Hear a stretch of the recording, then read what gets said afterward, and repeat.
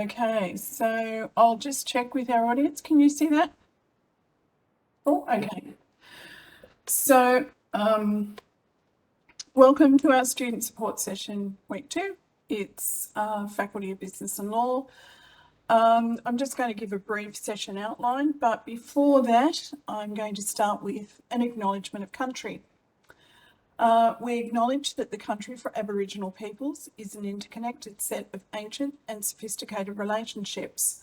The University of Wollongong spreads across many interrelated Aboriginal countries that are bound by this sacred landscape, an intimate relationship that is with the landscape since creation. From Sydney to the Southern Highlands to the South Coast, from fresh water to bitter water to salt, from city to urban to rural.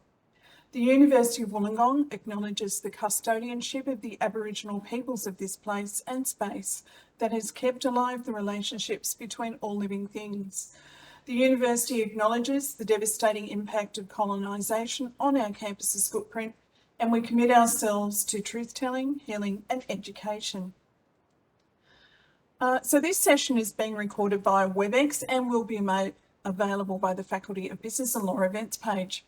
Please ensure that you please make sure that you mute your microphone and that it stays muted. We encourage you to use the WebEx chat so you can ask questions during the live presentation. You can submit this anonymously or with your name. We'll try and work through the questions during the presentation and also after. What to expect in this session? We have Anu Stevens from UAW Careers who's going to talk about the career services available. Sean Liu from our international unit is going to talk about study abroad, virtual and physical opportunities. And then I'm going to cover a few issues, starting to tackle different assessment types, a brief introduction to academic integrity and some referencing basics. So what I'm going to do now is pass over to Anu Stevens, and I'll just stop sharing these slides and let Anu take over. Thank you. And now I'll do a very clumsy trade of slides. Sorry,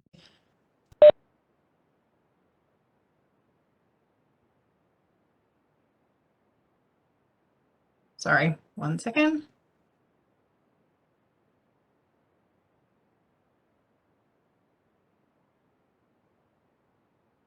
Okay.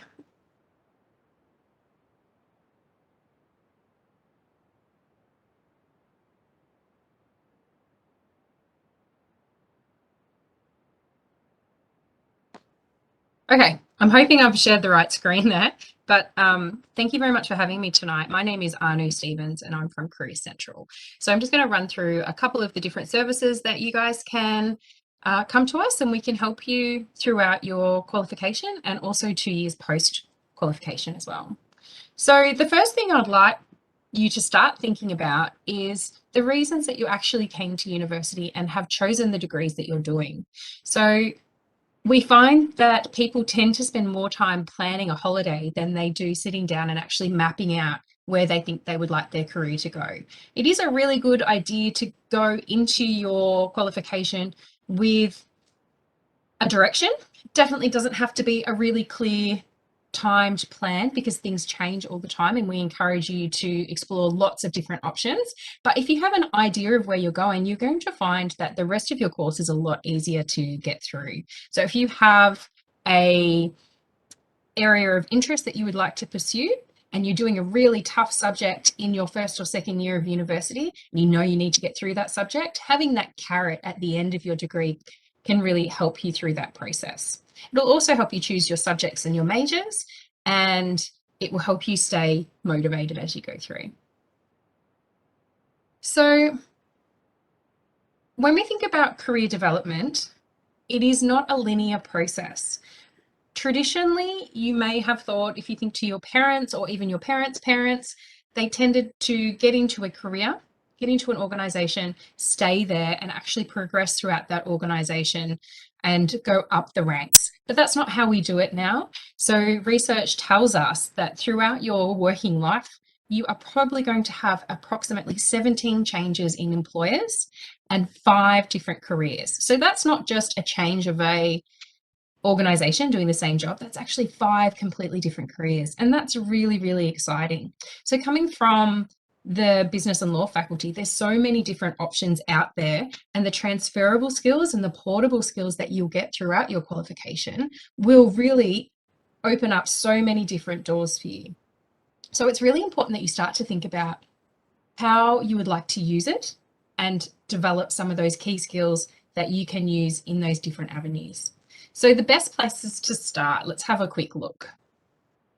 The one thing that you will all have to do as a first year student is you will have to complete the Career Smart self-assessment tool. So this is a really helpful tool where you jump online, you can access it through your SOLS account, and it is a self-paced assessment where you go through and you answer a whole heap of questions, and they focus on key areas including skills, interests, and values.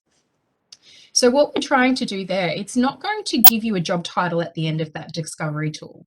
What it's going to do is it's going to help you identify and actually put into words some of those things that you may not have actually thought about before. So what is your value system? What are you looking for when we talk about matching with employers or industry? And it just forms a really good basis that you can use when you start to look for work, when you start to align yourself with different organizations and different industries.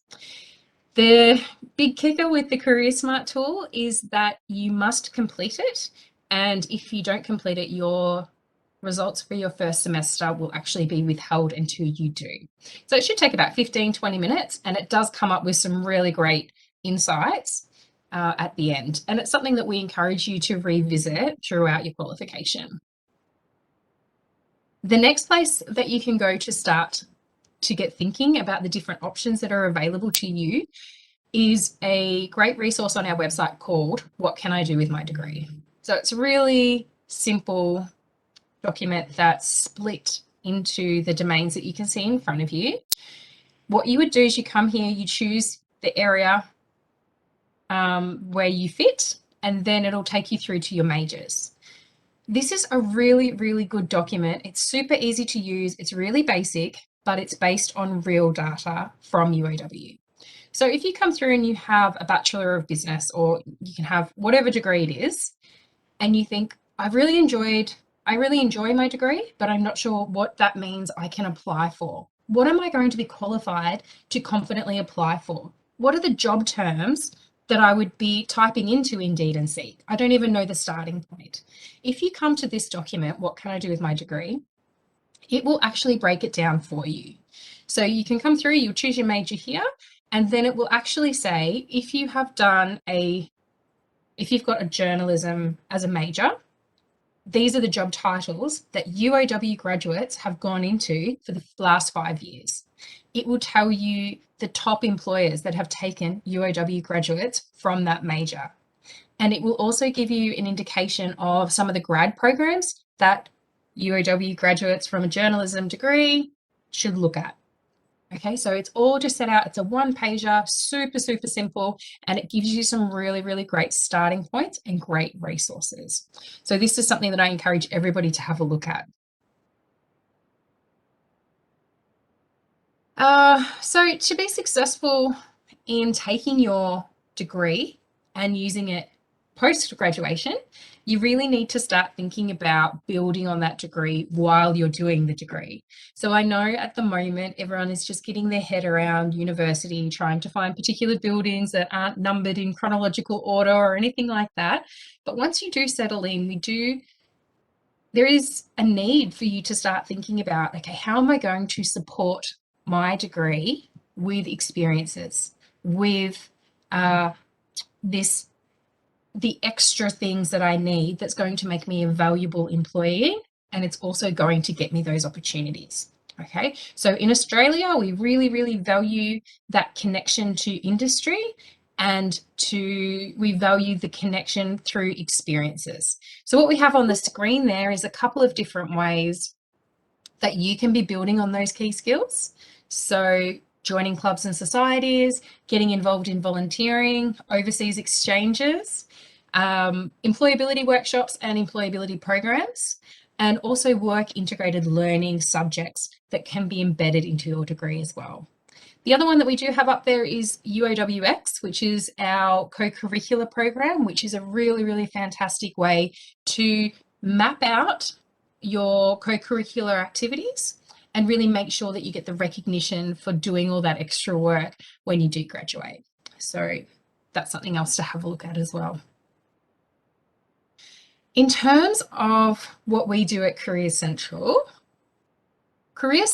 is here for students. So we fall under the umbrella of the PVCS, the Pro Vice Chancellor of Students, and our sole job here is to support students in their career development and in all aspects of employability while they're at university. So it's really important that you do engage with us because we are here for you. That's our whole job. And the way that you can do that is we have a whole heap of different services that you can drop in and out of. So the first one that we have on our website is the job board. So this is one of our highest hitters in our webpage. It does get a lot of traffic, and for good reason. It's really just a simple tool that students can use to find different opportunities depending on where they're at in the career cycle. So if you are a first year student, you've just moved to Wollongong or you're just going to university, you might not be thinking about graduate jobs at this point, but you may be thinking, wow, how am I going to pay my rent? Okay, so Career Central has support services, and we do advertise jobs to support students throughout their education. So part-time casual employment. But then we also jump to the other end of the scale and we do advertise internships, graduate recruitment programs, permanent full-time jobs for people who are finishing university as well, and everything that's in between that. So the job board is a really great place to start your job search. And we encourage you to sign up for the alerts and to flag that so you're getting the right emails into your inbox on what you're interested in. Once you've decided what you want and you're looking for employment, if that be part-time or graduate roles, Career Central can help you through application support. So it is still very competitive to try and find employment, and you have to make sure your applications are really targeted to the job that you want to get. So we offer a range of different services, including resume reviews. We do employability workshops to help you understand the recruitment process, selection criteria, interview preparation, and we do that in a mixed mode delivery, I guess we call that now. So both online, and we are starting to see a return to campus. So you can catch us live as well. There's a great resume review tool on our website where you can actually upload a copy of your resume. It'll come through to one of our employability officers and they can offer one-on-one tailored advice on your document based on the job that you're going for. So that is just such a valuable tool that you should be using as much as you can.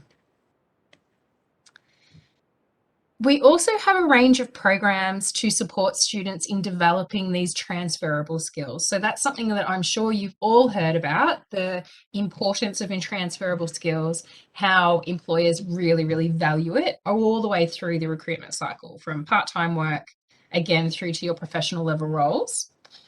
So we run a whole heap of programs that are really focused on helping students get those key skills.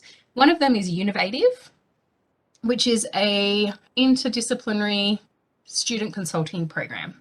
So what happens there is we get a great bunch of students, we partner them with an industry host, and they actually work with the industry host on solving a real life problem.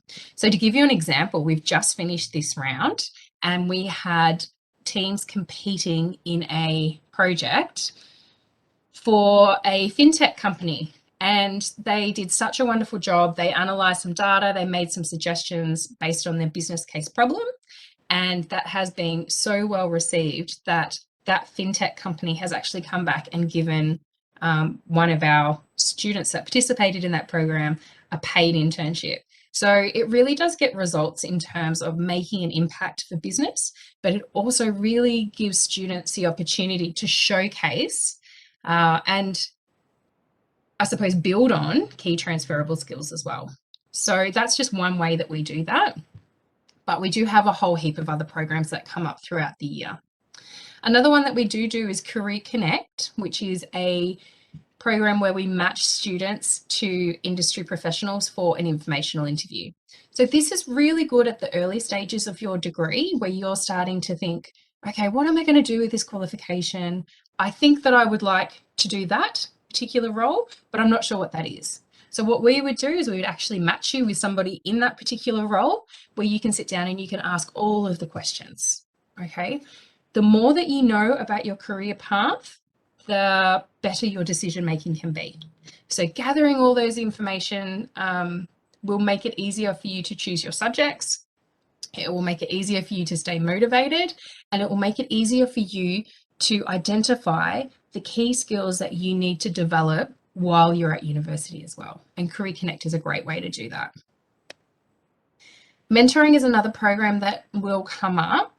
Mentoring is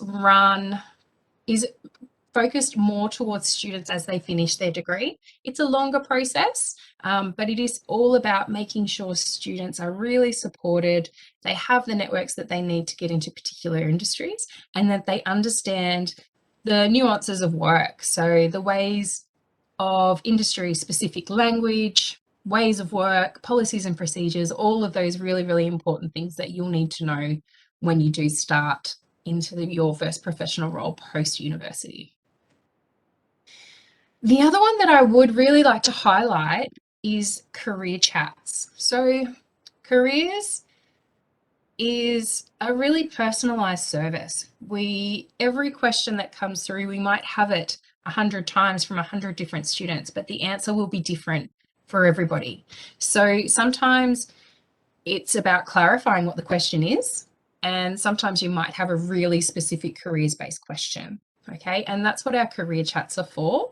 They're one-on-one with our employability officers where they'll actually sit down. You completely direct the conversation. You come in with your questions, or you come in with any queries or concerns that you might have, and we'll be able to sit down and work out a plan for you. Careers is very tailored, I guess, and being able to identify a career-based plan means that you're still going to have some fluidity in that. You're going to be able to change it depending on what's happening both for you and in our environment. We're in a very fast-paced, things are changing all the time, and I suppose work and industry is really reflective of that as well. So making sure that you have a career plan that has that agility in there and has the opportunities to make sure that when you do graduate, you do have the skills, the understanding, the knowledge, and the plan to get to all those different careers that you would like to try. So career chats can be any question that you have about careers, and in the initial stages of your degree, you might like to come in and just to clarify where you're heading, or if you have any concerns that maybe you're in a degree that isn't exactly what you're thinking it was, come through for a career chat and we can talk that through as well. So by giving you the information on, where past graduates have gone, what industry is demanding, it can help you make different decisions.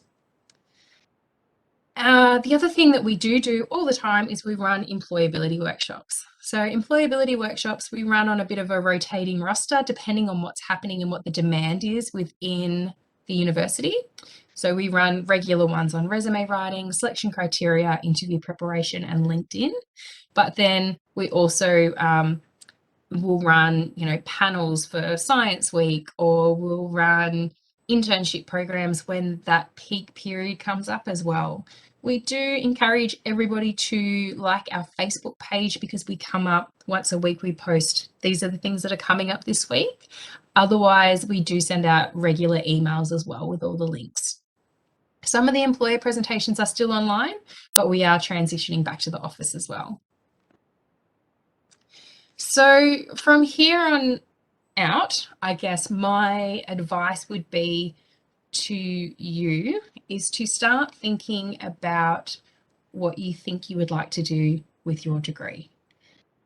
I think it's very important to know that it is not locked in. This isn't a hard and fast thing once you've decided. There's a lot of flexibility there. But if you have a generalized direction on where you would like to go, it can make getting there a whole heap easier. The other thing that I would recommend is that you start talking, and you start talking to everybody and anybody. So making those networks, building those peer relationships are really important. You never know where the person sitting beside you in this lecture will end up in 5 years' time. Okay, so making those connections, and students and staff at UAW are the biggest advocate for each other. So definitely start getting connected. And my other thing is to just come along, join some of the sessions, come and have a career chat, get really, really familiar with your services. And that includes careers, UAWX, counselling, all of the services that are out there, because we're all here to completely support the UAW students, and that is our main focus. So make sure you take advantage. Once you leave university, you can still access Career Central services for 2 years. But I promise you, if you don't take advantage now, you will get to the end and you'll think, oh, I wish I knew how to write a resume properly. I have applications every couple of years. How do I not know how to do that? So get the information while you can, while it's here and while it's free. So thank you very much for having me this evening, and I hope that I do see you all at Career Central. Thanks for that, Anu. Really, I learned a lot on that one. So thanks so much. What I'd like to do now is pass over to Sean Liu from our international office, who's going to talk to us about the international opportunities. Thanks, Sean. Thank you, Anu. I will share my screen.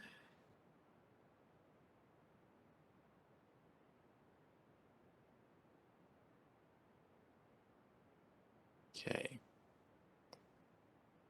So hopefully you can see my screen here. I've got, firstly, I'll just, I guess, introduce myself. So as mentioned, I'm Sean Liu, and I work within the Faculty of Business and Law International Unit. So my team, what we look at is a whole myriad of different international, I guess, things that happen on the faculty level.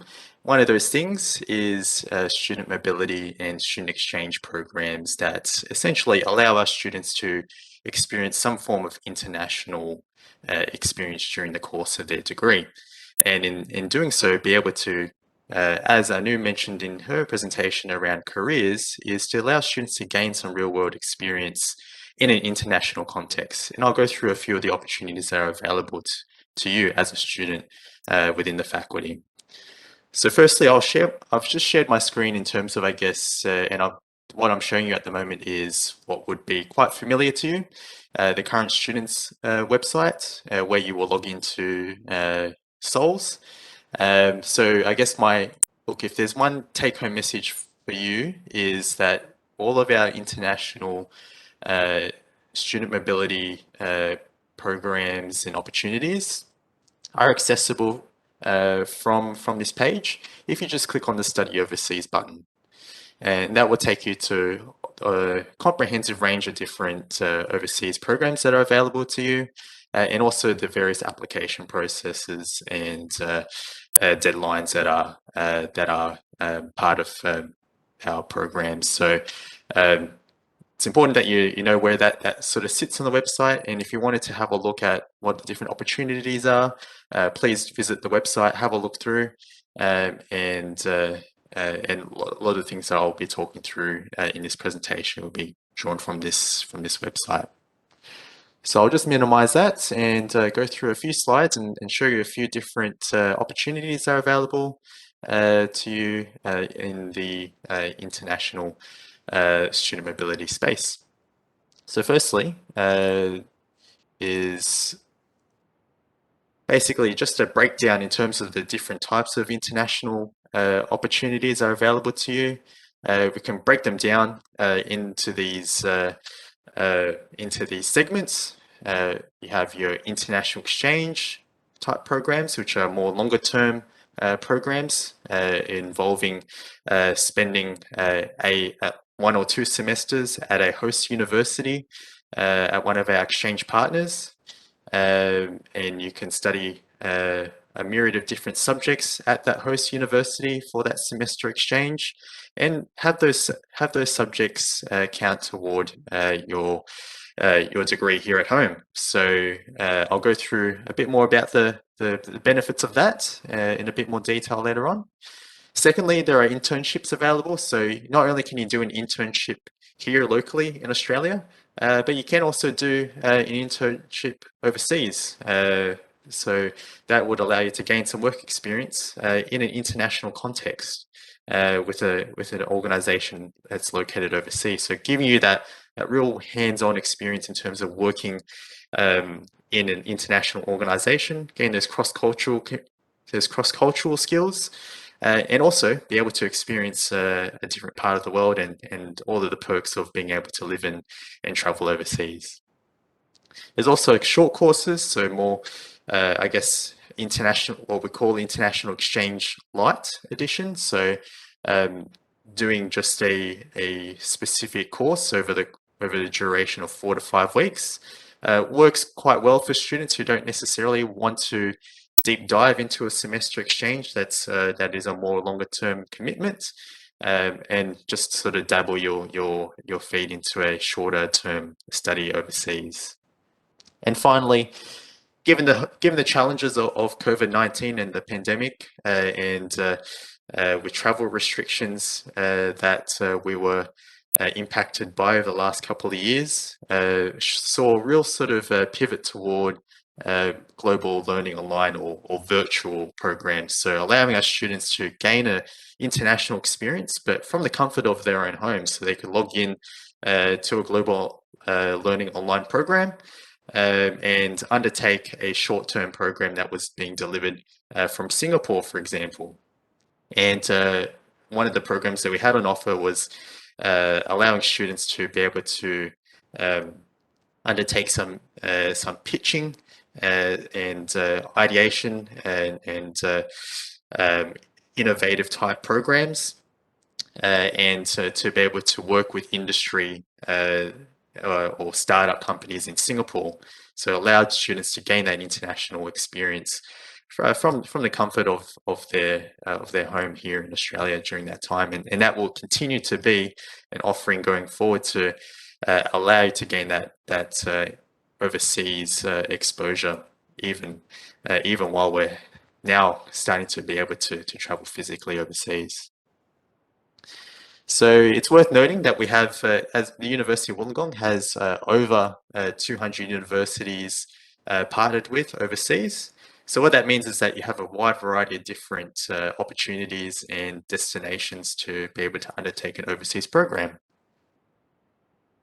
So the different locations that we do have partnerships with, it's all over the world, basically. So across the Americas, Europe, and Asia, and subcontinent, we have a wide range of different partners, overseas locations that you can undertake an overseas program at. So just going into a little bit more detail in terms of the different types of overseas programs. So starting off with international exchange. Basically, as I said, what that entails is studying at a host university overseas for a duration of at least a semester or two.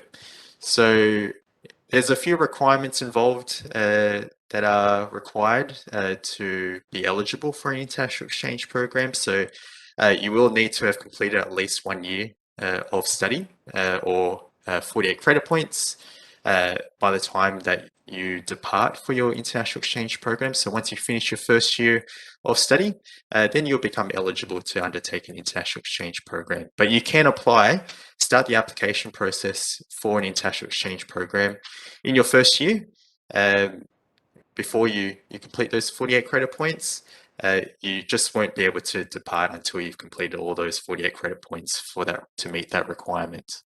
And you also need to be of good standing academically. So you will need to attain at least a credit average or a average mark of 65% across all of your subjects that you're enrolled in and completed. and no subjects below a pass grade. So there are a few requirements there, but in saying that though, upon undertaking an international exchange program, it is a highly rewarding experience, and it is one that should entails not only the benefits of being able to travel overseas, but to be able to study subjects at a reputable overseas university, and also the potential to be able to make some gain some new friends and be exposed to different cultures across the world there. So it is a worthwhile experience. And also the other thing to note as well is you can gain credit while undertaking an overseas program, and what that means is that you're able to undertake an international exchange program, and if it's planned well, it won't necessarily add a longer duration to your degree completion. So if you plan it well and you align the subjects that you complete overseas with the subjects that are required for your degree here at home, then that should allow you to be able to not add any extra time to your degree if you plan it well. And that's where my unit will come in, is to be able to help you with, I guess, identifying suitable exchange partners that you could undertake your exchange with, and to also assess the subjects you've identified at that host university to be able to count toward your UW degree. So moving on to short courses and internships. So it's all in the name. They're short courses, so they're not quite as long as the semester length programs, usually of duration of between 1 to 8 weeks. They can be broken down into different types of short courses. So they can either be faculty-led programs, which might more often would be a study tour type program. So that would be led by an academic staff member of the faculty. It might be part of a subject that's delivered by the faculty, and it might entail a 2 to 3 week study tour of a country overseas, and gain you exposure or visits to different industry overseas or that particular locality. The second one is programs with our partner universities. They may offer short courses in particular areas. There's also programs offered by our UOW third-party providers. So they might be companies that run short courses in partnership with universities across the world that deliver programs or short courses in particular areas, and also internships. So again, it's placing you within an organization located overseas. So again, these short courses can be approved or assessed for credit and contribute toward the graduation requirements of your degree. So just a bit of an overview of some of the examples of different short courses that are available. So you can see there's quite a few different programs across Europe, and they're pertinent to particular topics or subject matter. So they might entail, for example, learning a language in the local area where that short course is being hosted at. In terms of internships, so they can vary quite widely from your typical, I guess, corporate internships through to your the more sort of NGO type internships, or working within a team to I guess benefit a local community overseas. So there's a wide variety of different options available. So referring back to that website I showed you earlier, they will have a mirror. They would display all of the different options in this space in the internships. Keep a lookout as well in terms of what opportunities are available.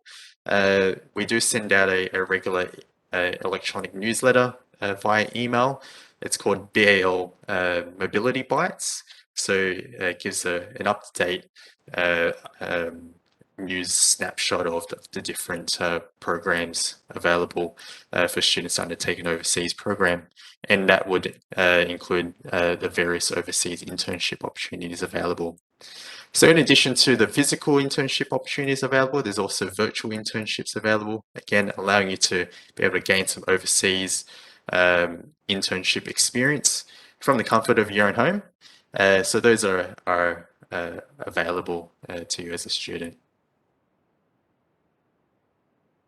So finally, with the Global Learning Online, so they, as I said, entail being able to log in from your computer from home and undertake a short course, an online internship, or a cultural immersion experience, and without the inconvenience of jet lag, of needing to organize the logistics of travel.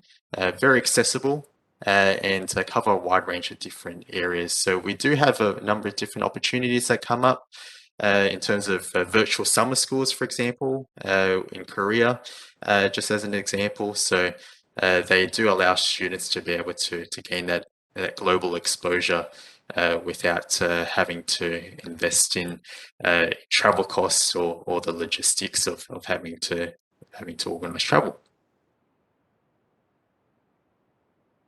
So traveling overseas, studying overseas, does sound like an expensive prospect in terms of travel costs, accommodation, and living costs. But look, traveling overseas as part of a student exchange, for example, or a short course, there is financial support that is available. So in the form of travel grants, for example, so the university does offer travel grants between $500 to $7,000.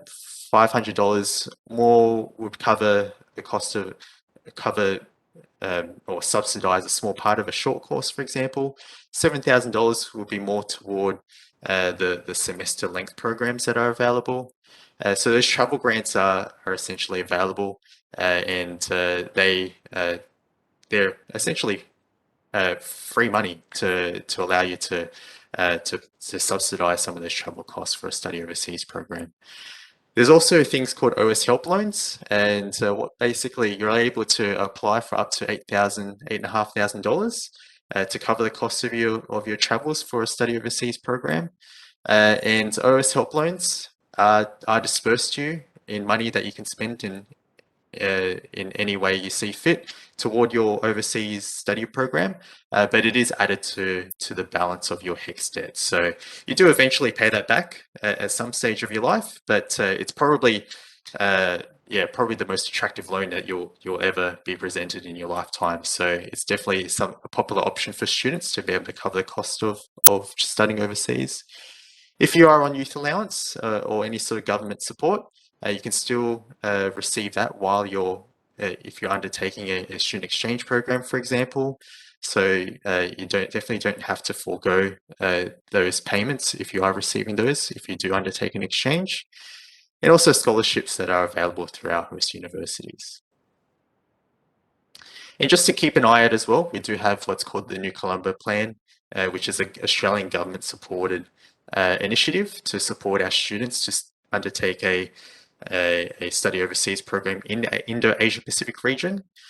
So they may cover semester exchange programs and also short-term programs as well. So keep a lookout for that in faculty communications, because those opportunities will come up throughout the year and present some exciting opportunities.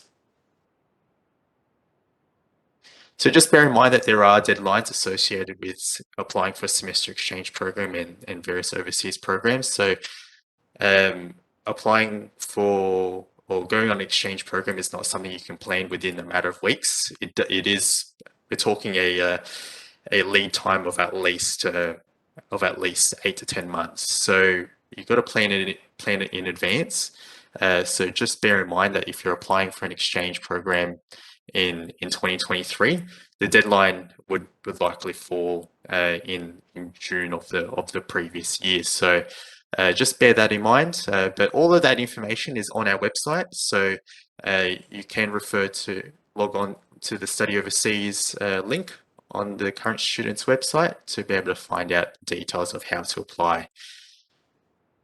But we're always happy to have a chat. So if you want to get in touch with myself, feel free to send through an email through to the BAL-mobility inbox listed here.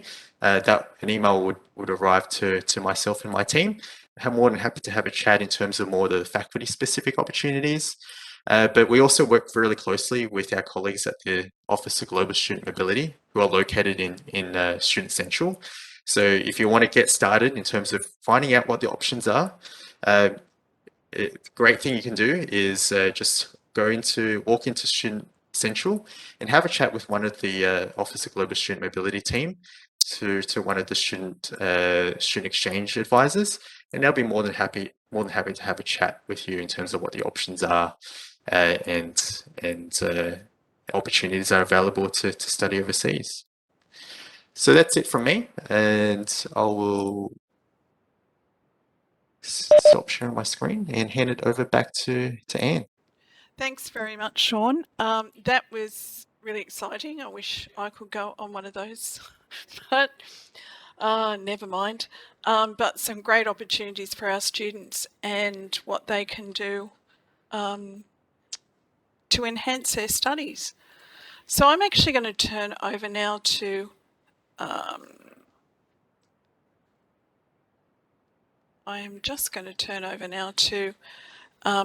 some of the assessment information. I know we are running close to the length of time that we said we would run, but I'll start on this and we can always plan later sessions to continue the conversation. So my first bit is around tackling different assessment tasks. One thing to point out, and some feedback we've had from students recently, is they asked whether or not there would be any additional assessments over and above those that are in the subject outline. The assessments in the subject outline are the assessments for the subject. Under our approval processes, we can't give you surprise quizzes that are worth a grade that contributes to your grade for the subject. So that's some good news. You can plan around what's in the subject outline. One of the key things is to make sure you use the correct format for the assessment task. So if you are asked to submit an essay, make sure it is an essay, and conversely, if you're asked for a report, make sure it's a report. You have to use the correct format or you may lose some grades.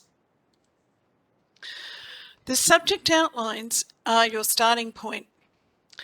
If you've attended our first session or listened to our first session, made the point that you must attempt all assessment tasks in the subject outline. Please note the criteria for marking, and you need to address the criteria. And just a reminder, if you're unable to meet the deadline for an eligible reason, please apply for academic consideration before the due date and time. Watch your deadlines and submission guidelines. Submission deadlines are set up for upload on your Moodle site, and they will not allow you to late submit.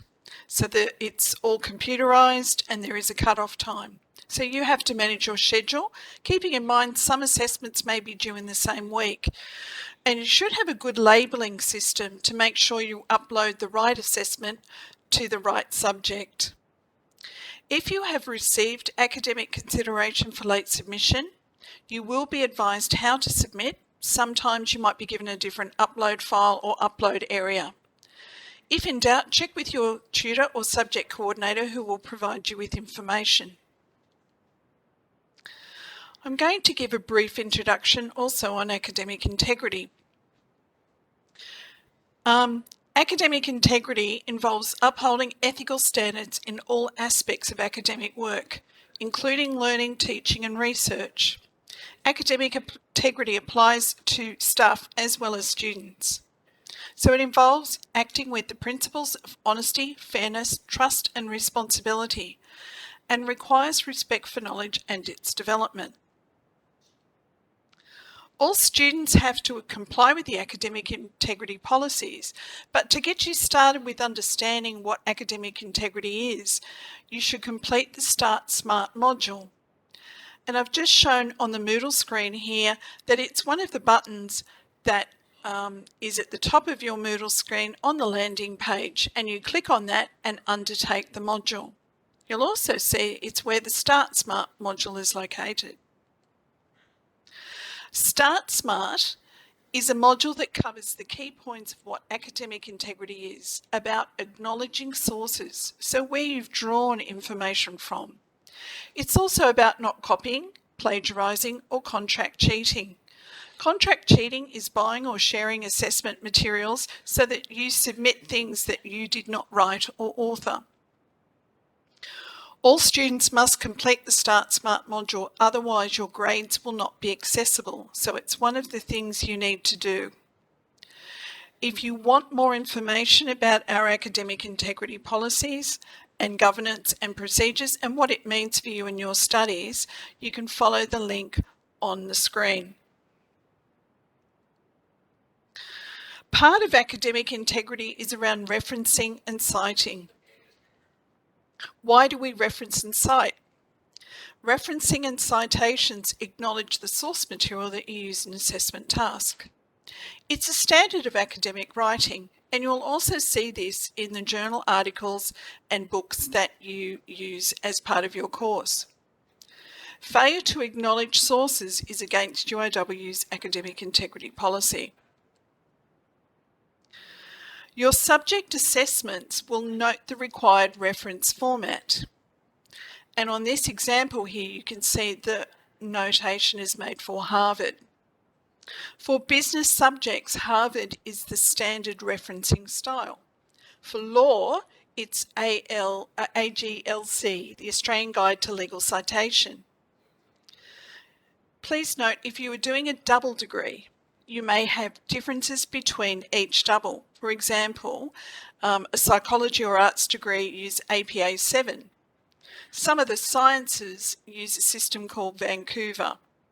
So you need to use the correct format for the subject and the assessment task.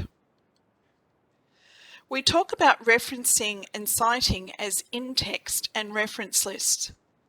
In-text citations are used to identify where source reference has been used. And this example, it points to an in-text citation. It's got the author's name and the year. The reference list, which is usually at the end of your assessment task, provides all of the details in the reference cited. So here is a list of the complete reference, and it's got the details of where it came from, the volume, and the pages of the article. The in-text citations and the reference list need to marry up. So therefore, if it's in your in-text citations, it needs to be in your reference list. And if it's in your reference list, it should have been cited in text. There is a quick way to access the referencing and citing information for UOW, and there are also supporting videos.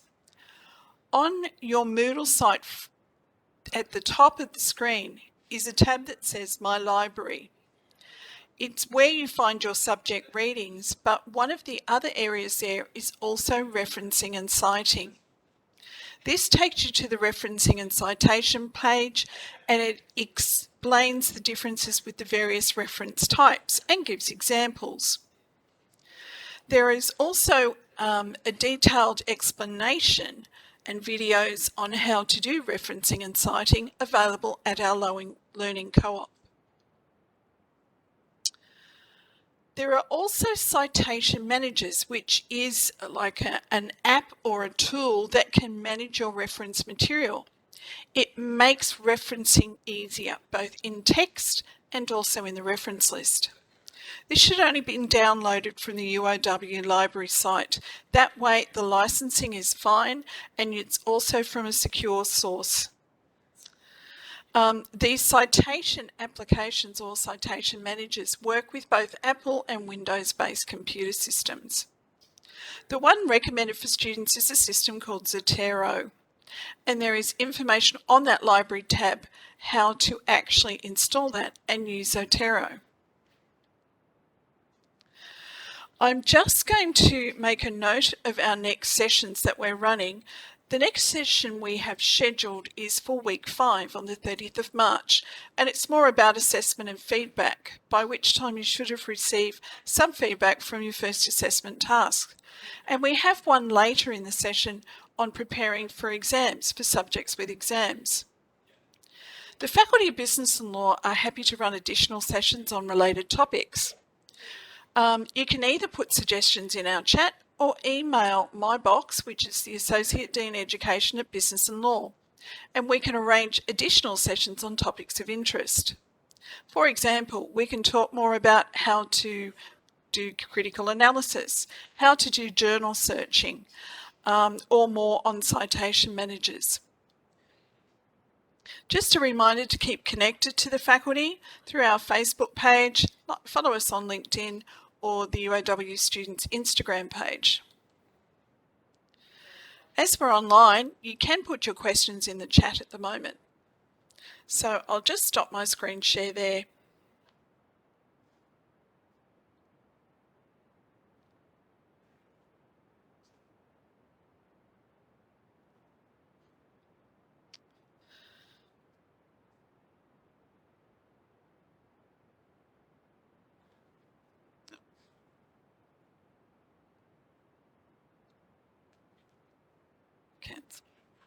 So thanks so much for joining us. Kyan,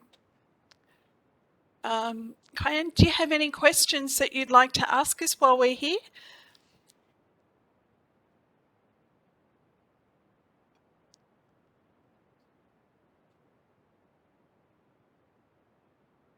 Okay.